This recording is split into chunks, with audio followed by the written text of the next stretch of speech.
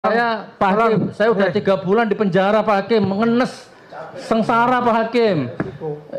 Resiko ya, dicatat omongan jenengan ya, resiko ya. Oke, Allah yang tahu nanti. Tolong dipahami. Waspada ya, waspada ya Allah. Lanat siapapun ya Allah ya, yang nantang saya ya Allah. Mari gunakan akal pikiran, gunakan akal sehat untuk melihat sesuatu.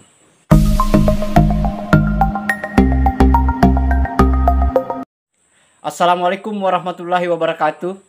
Salam sejahtera untuk kita semua. Salam demokrasi dan salam pluralisme. Oke, sahabat-sahabat. Jumpa lagi di Rahmat Channel. Kali ini sahabat-sahabat masih sekaitan dengan persidangan Gus Nur yang menghadirkan saksi ahli. Nah, tetapi ini saya mencoba melihat ya, bahwa kalau kita lihat di persidangan ini, itu sudah terbongkar bahwa ternyata kapasitas Gus Nur itu tidak mampu membedakan yang mana sumpah, yang mana mubahalah. Nah, itu sahabat-sahabat, ternyata dia tidak punya kapasitas untuk itu. Yang selama ini didengung-dengungkan bahwa Gus Nur itu adalah ahli agama. Ternyata dia tidak mampu membedakan yang mana sebenarnya sumpah, misalnya bupati yang dilantik kemudian diambil sumpahnya, atau saksi yang menjadi saksi di persidangan diambil sumpahnya dengan mubahalah. Artinya apa yang dia lakukan pada saat dia podcast itu memang setelah kita melihat semua proses persidangan, khususnya di pemeriksaan saksi ahli ini, berarti dia memang sudah melanggar, sahabat-sahabat, dan dia memang sudah salah. Itu artinya podcast yang dia lakukan itu sudah tidak sesuai dengan aturan agama, khususnya agama Islam. Nah, saya kira supaya ini lebih lengkapnya sahabat-sahabat, mari kita lihat videonya.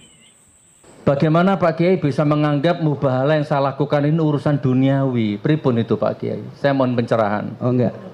Dalam masalah ini dihindari saja, tetapi karena sudah terlaksana. Okay. Dalam masalah ini saya tidak menitik beratkan kepada persoalan duniawi karena itu tentatif relatif ya. Okay. Menurut Panjenengan ini besar, ini urusan serius. Betul, bukan ya. Duniawi Pak Kiai. Bukan duniawi kata Panjenengan. Okay. Tapi ada juga mengatakan ini kan bisa saja dibuktikan di pengadilan mana yang asilin menduta. Ya. Baik, itu saja. Cukup. Okay. Jadi perlu saya jelaskan Pak Hakim, ini yang saya lakukan ini semata-mata bukan duniawi Pak Kiai, tapi menyangkut hajat 270 juta rakyat. Nggih, bukan duniawi. Kalau duniawi Pak Kiai semua orang tahu berapa orang yang hakim keberatan. Saya tidak termasuk yang 270 juta. Oke. Enggak apa-apa. Sebentar. Oke. Jadi kalau ijazahnya ternyata palsu, kan akhirnya 270 juta rakyat yang jadi korban. Gitu loh maksudnya ya, dengan kebijakannya gitu. Tapi kita nggak usah melebar kemana-mana ya. Pendapat Anda. Sekarang pertanyaannya. Baik, jadi pertanyaannya Pak Kiai. Oke, pertanyaan selanjutnya aja. Menurut Pak Kiai, sumpah jabatan itu mubahalah atau bukan Pak Kiai? Saya fokus ke mubahalah Gus. Lah nggih, tadi jenengan disumpah pakai Quran. Bukan mubahalah tadi itu. Oh bukan nggih. Ya. Terus hakim, menteri siapa disumpah itu menurut jenengan bukan mubahalah. Bukan. Apa itu Pak Kiai? Ya sumpah biasa aja. Sumpah jabatan. Ya sumpah saksi. Sumpah. Bentar, tadi ada yang terlepas sebentar. Tadi baru saya ingat, menuduh dengan sumpah. Ya ngomong gitu kan? Betul kan? Iya, tadi ngomong gitu. Apa menuduh dengan sumpah atau pakai sumpah. Nah, Pak Kiai sudah bersumpah tadi pakai Al-Quran. Terus menuduh ini nggak benar. Nah, jadi teori Pak Kiai itu mengenal diri sendiri. Ingat kabura maqtan indallahi antakulu malatafalun. Tolong dihormati, saksi ini memberikan pendapat bukan menuduh. Baik. Yang menuduh ini kan penuntut umum, seperti disampaikan. Baik Pak Kiai, jadi saya closing statement aja Pak Kiai, izin. Langsung aja. Saya menurut saya sumpah pejabat, menteri siapapun yang disumpah termasuk jenengan tadi itu juga mubahalah menurut saya. Dan itu gini, jadi saya nyalon diri jadi bupati dan saya terpilih, maka saya disumpah jabatan. walaupun secara kasat mata saya seorang diri, tetapi secara hakikat saya tidak seorang diri. Saya bersumpah dengan dua pihak, bahkan tiga pihak. Pertama dengan Allah, dengan jabatan saya, kedua dengan rakyat yang milih saya. Walaupun secara teknis rakyatnya tidak dihadirkan di pengadilan waktu sumpah itu. Gitu menurut pengertian saya Pak Kiai. Baik, statement ya, statement aja nggak usah dijawab. Ini statement terakhir pendapat beliau. Pendapat nggak usah dijawab. Jadi bukan pertanyaan, tidak usah jawab. Lanjut ke udah, sampun. Nah, Bambang Tri, ada pertanyaan atau pendapat? Satu lagi Pak Kiai, satu lagi.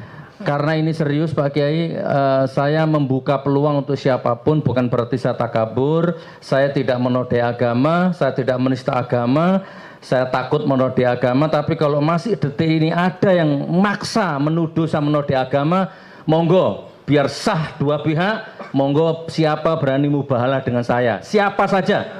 Pak Kiai boleh, jaksa boleh, siapapun, saya tidak menodai agama. Ini mohon dipahami, ini sidang bukan ajang untuk di luar pengadilan, monggo. Itu di luar, nanti silakan di luar mau saling bersumpah silakan.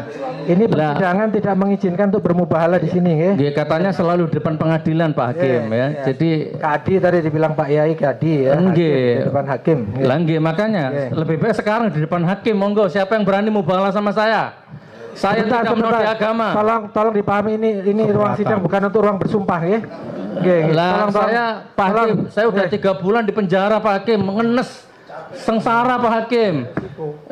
Risiko ya, dicatat omongan jenengan ya, risiko ya. Oke, Allah yang tahu nanti. Tolong dipahami. Waspada ya Allah. Laknat siapapun ya Allah ya, yang nantang saya ya Allah. Laknat siapapun saja ya Allah. Tolong ini sidang. Saya peringatkan sekali lagi saya peringatkan. Sekarang mubahalah sama saya di masjid. Bukan ajang untuk saling bersumpah. Penonton tolong keamanan, kalau penonton tidak bisa ditertibkan supaya keluar. Baik, terakhir Pak Jaksa, Pak Prianto, nanti mubahalah di masjid sama saya sekarang ya. Urusan saya apa? Sebentar kan Pak Anda Jaksa, urusan nodai agama. Sudah. Enggak usah ditanggapi, tolong. Majelis, ini sudah melebar, yang bersangkutan. Udah, ini di luar konteks ya. Ini bukan ajang untuk saling bermubahalah di sini. Kami tidak izinkan bermubahalah di ruang persidangan. Di masjid aja nanti, di masjid ya Pak Prianto ya, di masjid. Silakan lanjutnya Pak Bambang Tri. Bambang Tri ada pertanyaan atau pertanyaan Pak? Pertanyaan langsung ya, ke pertanyaan biar cepat, ini udah kita belum istirahat nih. Anda tadi mengetahui sumber sumber hukum dalam Islam termasuk kias, ya. Walaupun tidak persis, tapi kalau bisa diperbandingkan, bisa dijadikan dasar hukum. Pak Kiai mengetahui dasar penentuan awal bulan Ramadan yang melihat hilal. Bila seorang gembala, seorang saja bersumpah melihat bulan, maka anak bulan hilal besok harus puasa. Itu Kanjeng Nabi yang dawuh. Terus pertanyaannya apakah saya salah kalau punya keyakinan seperti itu? Saya melihat, memeriksa, meneliti, dan penglihatan saya adalah itu palsu. Kemudian saya bersumpah kepada publik bahwa yang saya lihat itu benar. Saya benar-benar melihat hilal, ijazah Jokowi palsu. Itu intinya keyakinan Pak Bambang Tri, meyakini dengan seyakin. Bagaimana itu disalahkan? Itu pendapat ya, pendapat saya, Mas Bambang, kalau hilal itu kan tidak ada hukumannya dengan orang. Izin Ya ada dong, puasa semua orang kok. Enggak, maksudnya tidak menuduh orang. Loh, saya juga tidak menuduh, saya cuma menyatakan apa yang saya lihat itu benar. Bahwa ijazah Jokowi palsu. Ya. Jadi dalam masalah ini kalau dikiaskan dengan hilal beda, tidak ada sumpahnya. Kalau seorang anak gembala, walaupun dia anak gembala, berani bersumpah melihat hilal, walaupun dia seorang diri dan dia hanya seorang gembala yang telanjang kaki, Nabi mengatakan besok puasa. Setuju. Dijawab Pak sesuai pendapat Kiai. Saya ingin menjawab bahwa kasusnya berbeda. Kasusnya dalam hal ini tidak ada tuduhan dan orang yang disakiti. Dalam pengertian dituduh.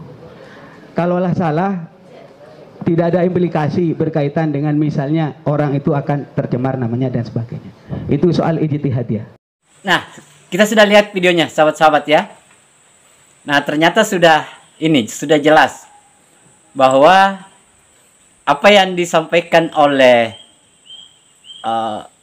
Gus Nur, ternyata dia tidak mampu membedakan antara mubahalah dengan sumpah-sumpah biasa. Itu. Yang lucunya lagi, sahabat-sahabat, dia mengajak semua, mulai dari saksi, jaksa, untuk bermubahalah di ruang sidang.